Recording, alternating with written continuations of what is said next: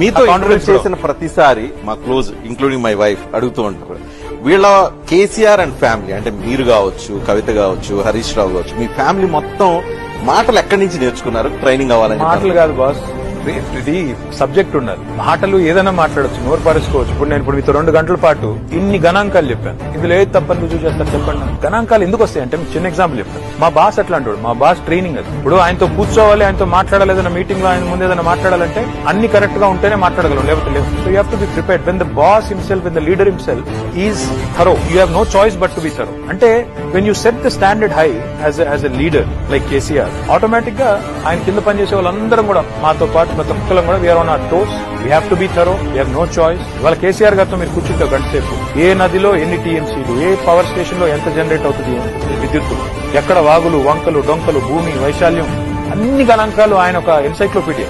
ఆయనతో కూర్చున్నప్పుడు సహజంగా ఆయన కేబినెట్ లో పనిచేసే వాళ్ళం కానీ, ఆయన ఇంట్లో ఉండే వాళ్ళం కానీ, మేము అవగాహన మాకు అందులో కనీసం 10% అన్న లేకపోతే ఆయన ముందు తెలిపోతాం.